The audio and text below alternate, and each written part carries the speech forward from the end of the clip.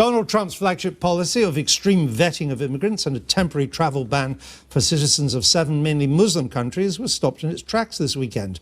On Friday, a federal judge ruled that the ban should be lifted and that it could be unconstitutional.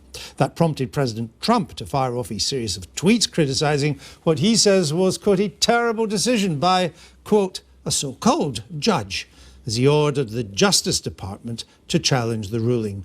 Now the Federal Appeals Court has rejected his request to reinstate the ban immediately. It wants to hear the case in full. That will start on Monday afternoon. Yesterday, I spoke to Sebastian Gorka, Deputy Assistant to Donald Trump in the White House. I asked him if the confusion over the travel ban was a sign that the president's 2-week-old administration is already in chaos. There is no chaos. You really shouldn't believe the spin. The facts speak for themselves. 109 people on Saturday were mildly inconvenienced by having their entry into the United States delayed out of 325,000. So let's not get carried away with the left-wing media bias and spin. Hold on, 60 to 90,000 people who had visas giving them entry to the United States, these visas are no longer valid.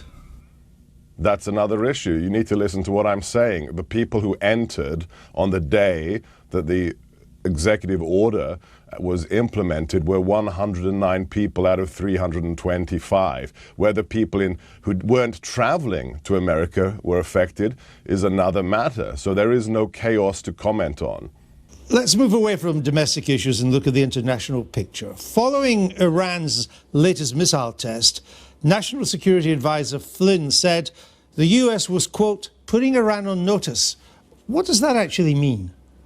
It means that we have a new president and we're not going to facilitate the rise of one of the most dangerous nations in the world. We're completely jettisoning this incredibly naive and dangerous policy of the Obama administration to try and make the Shiite dictatorial theocracy some kind of counterbalance to extremist Sunni groups in the region, and that they cannot continue to behave in the way they've behaved for the last 30 years. It's a very simple message. So are there any multilateral alliances that Mr. Trump would like to strengthen? Oh, absolutely. Oh, absolutely. If we're looking at the region, if you listen to what President Trump has said, and specifically to also the speeches of General Flynn, his national security advisor, we are incredibly vested in seeing our Sunni allies in the region come together in a real coalition. The so-called vaunted 65 or 66 nation coalition against ISIS that was created under the Obama administration was a Potemkin village. There was no coalition. I was there in theater, I saw it for myself. But we want to help our Sunni allies, especially the Egyptians, especially the Jordanians, the Emiratis, come together in a real partnership to take the fight to ISIS and groups like Al-Qaeda. But there's not a formal multilateral alliance with these various countries. Which of the existing, the formal multilateral alliances does Mr. Trump want to strengthen? Well, if you're specifically talking about NATO, it's clear that we are committed to NATO, but we wish to see a more equitable burden sharing amongst the nations that are simply not spending enough on their own defense. So the gentleman's agreement of 2% of GDP really has to be stuck to, unlike I think it's only 6 nations that reach that standard today out of the almost 30. So he does want to strengthen NATO then? Oh, he believes absolutely in that. NATO is the most successful modern military alliance, and as one of its founders, we are committed to it. Yes, there is no question there. Again, you mustn't believe the spin and the hype.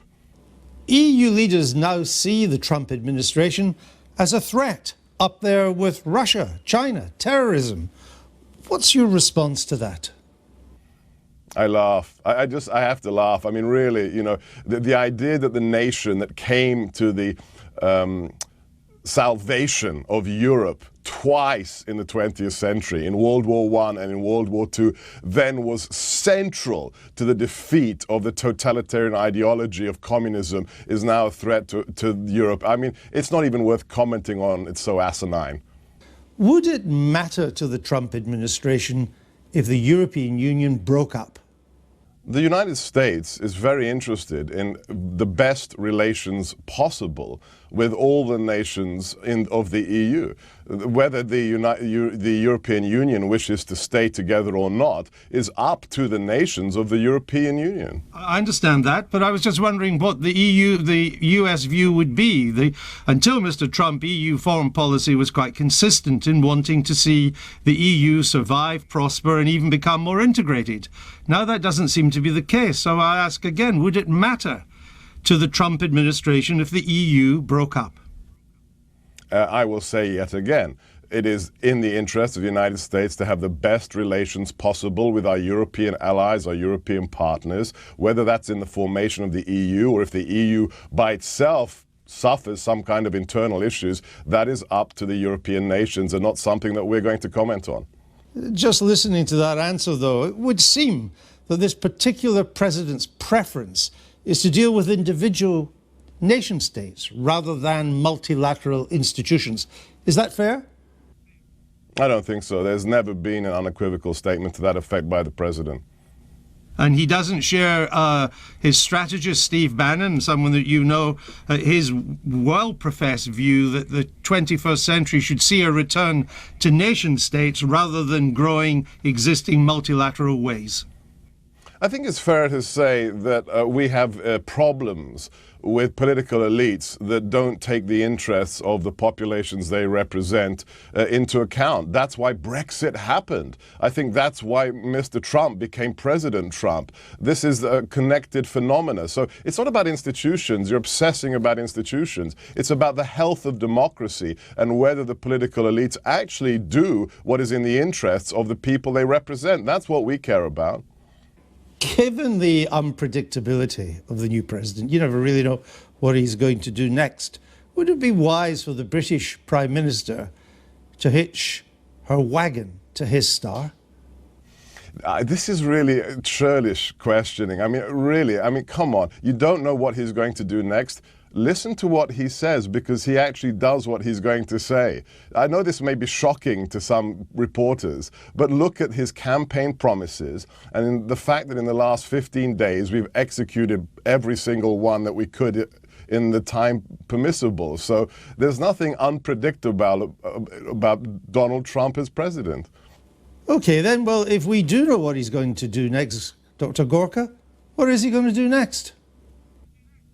Continue to make good on his election promises, to make America great again, to make the economy a flourishing economy, and most important of all, from your perspective in the UK, to be the best friend possible to our friends and the worst enemy to our enemies. That's an old Marine Corps phrase, and we tend to live by it.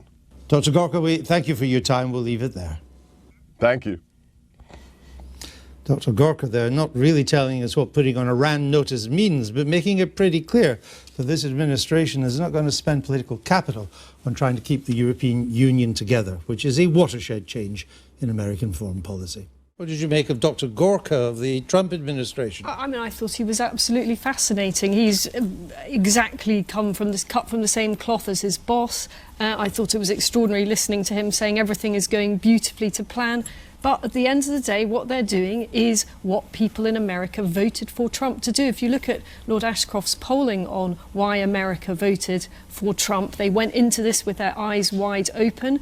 And one of the top fears amongst American voters, particularly Republican-leaning ones, is that America's immigration policy is or could be letting in terrorists. So as far as he's concerned, he is doing what he was elected to do. But isn't this week, and this whole year is turning into a kind of wonderful long lecture series on how democracy works at a really fundamental level. I mean, I'm not sure anyone wanted it, but it's what we've got. In the same way we've been talking about judging between a direct democracy of referendum and a parliamentary democracy, the same thing is happening in America with the separation between the executive, the judicial and legislative branches. And actually we're now finding out what the limits of presidential power are. And regardless of the fact that people voted for Trump, they also voted for a whole range of senators, and this judge who's blocked the latest thing was appointed by George W. Bush. They previously appointed him.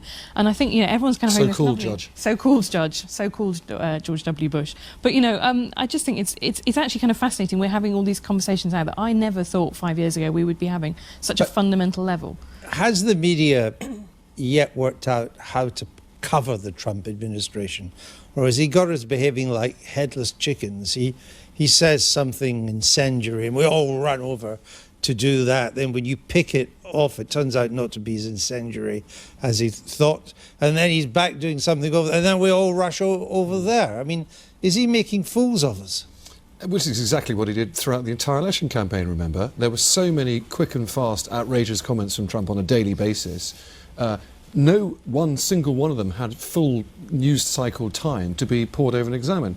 So I think there is a problem with this. Though he keeps the upper hand, he keeps the agenda, and he keeps on a kind of populist ground. The problem is, it's very easy to campaign like that. If you are governing in a state of semi-hysteria, I wonder how long the American public are really going to be comfortable for that. They don't really want their government to be swirling chaos all the time, as fascinating as it may be on TV. Be exhausted by it. I'm already exhausted by it. But I've been interviewing White House administration officials since 1976, and that's the first time someone hasn't given me a straight answer on that America supports the EU. That's a different world.